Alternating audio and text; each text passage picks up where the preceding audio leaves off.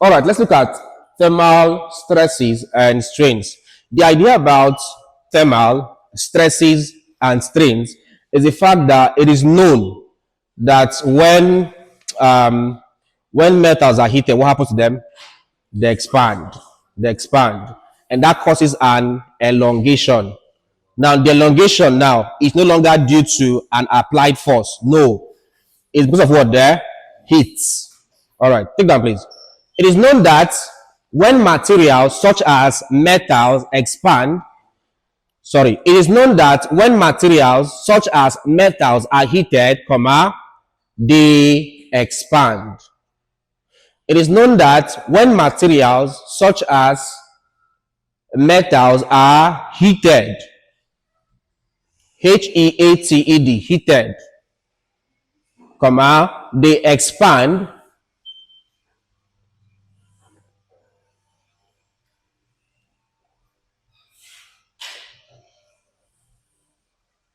This leads to the concept of thermal stresses and strains.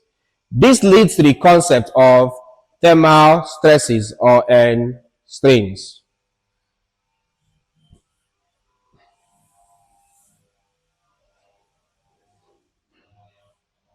This leads to the concept of thermal stresses and strains. All right. When you go to SS1, there's a topic in SS1 called expansivity, linear expansivity, area expansivity, volumetric expansivity. Linear expansivity is also called what? Volumetric expansivity is also called cubic expansivity. Area expansivity is also called superficial expansivity. Linear expansivity is also called the way you know the area with all confidence. And there's linear and something, there's area and superficial, there's cubic and volumetric. There's something for linear. I mean, no gets second name. It gets linear or what? Anyways, linear expansivity back then. Recall something. Recall that there's something called linear expansivity. What is linear expansivity? I can never forget that formula. That's definition in my SS1. The way I crammed that in, I can never forget in my life. Is equal to what there? The increase in length per unit length per degree rise in temperature. What's area? The increase in area per degree area. The way I crammed that in there, I can never forget it. All right. So when it comes to linear expansivity, recall linear expansivity,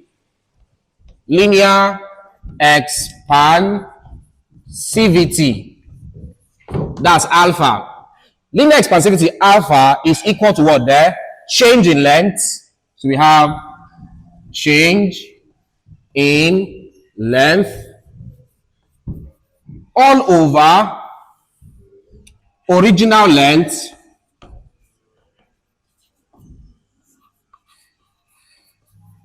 times change in temperature. Change in temperature.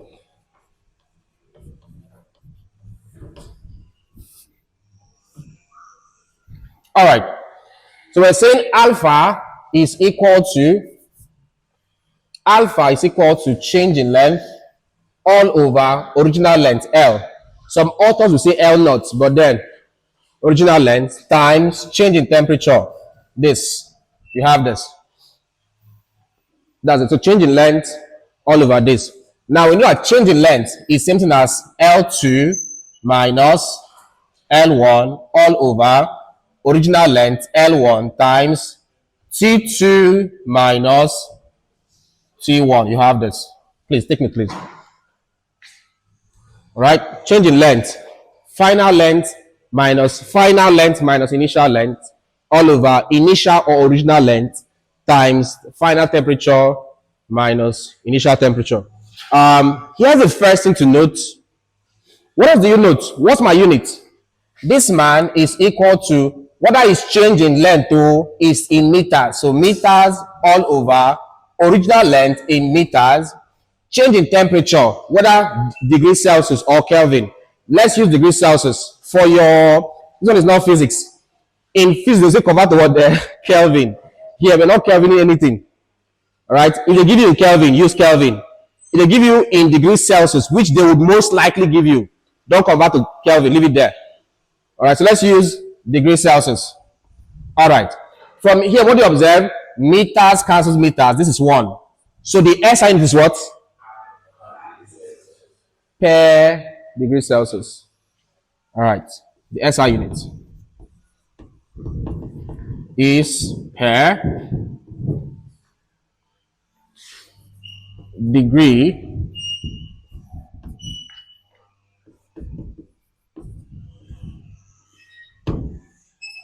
that's what correctly.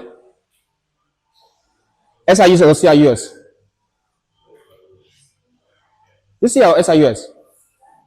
CI Celsius.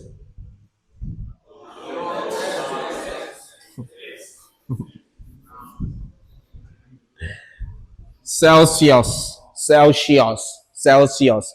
What is it pronounced? I don't really pronounce it. What's that? Celsius. So you call it sound like C. Per degree Celsius.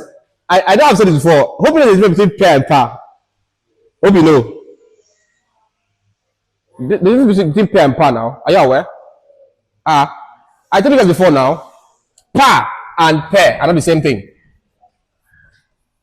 Not the same thing. Right? When you have this is pronounced Newton per, not per, per meter squared. What's the difference? Well, when we say the first one, A, par, when truth, if you check the meaning of par, the word par means equal values. That's what par means. They're the same thing. So if I say something like, no two humans are at par, what does it mean? No two humans have what their equal values. The word per means, in short, in a unit of. That's the meaning of per. So if I say 2 Newton per meter squared, it means I have 2 units in a what there? Meter squared. So it's per. Right? That's by the way. All right, so we're here and we're saying that linear expansivity alpha is equal to change in length. Some will use E, elongation, it's the same thing. All over original length times change in temperature. Let's get expansion. Don't forget that this one means change in length or expansion or deformation, anyhow you want to call it. This is all over 1. If I multiply this times this, the change in length due to heating is equal to L times change in T times linear expansivity. If I'm asked to find the extension produced by heating, the formula is original length times change in temperature times linear expansivity. That's this. Also, let's get thermal strain. Let's get thermal strain. For thermal strain, let's record that we said strain. Let me call this ET. So ET is thermal strain. Let's record that strain is equal to what there? Change in length all over what there? Original length. That's strain. Change, that's deformation over original length. Put in values here. What do you have here? This man becomes this one here, which is L times change in T times alpha all over L. This is thermal strain. Right? This man is this over original length. What do you observe? L cancels L. That means thermal strain is equal to, let me take alpha first. So alpha times change in temperature. This is thermal strain.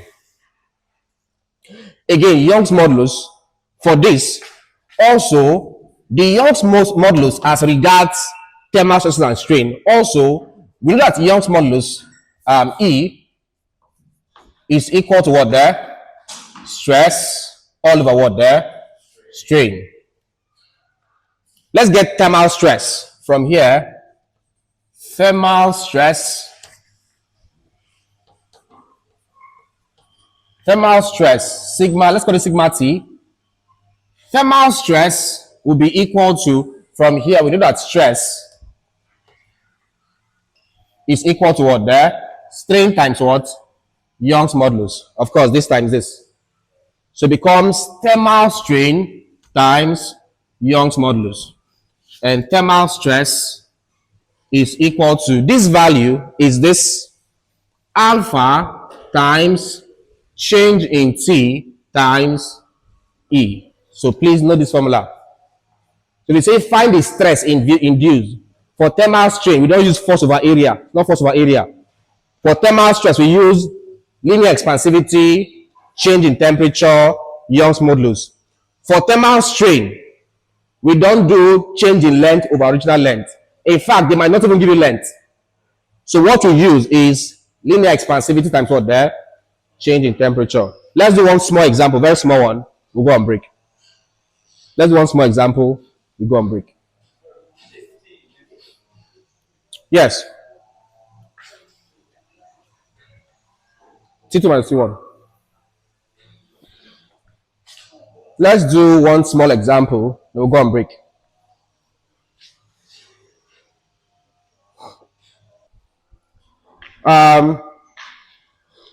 Please look at your question there, please. Let's take the first question on thermal stresses and strain. The question here says a steel rod 15 meters long at a temperature of 15 degrees Celsius. Find the free expansion of the length when the temperature is raised to 65 degrees Celsius. Find the temperature stress produced when, number one, the expansion of the rod is prevented. Number two, the rod is permitted to expand by 6 millimeters. They gave you the linear expansivity of the steel, 12 times 10 to the power minus 6 per degree Celsius. They gave you the Young's modulus E, 200 giganewton per meter squared. All right, look up, please. Let's get this done. Solution. Given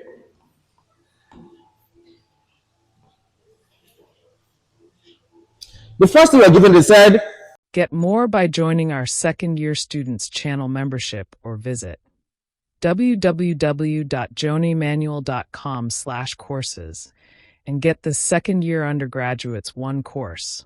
Both links in video description.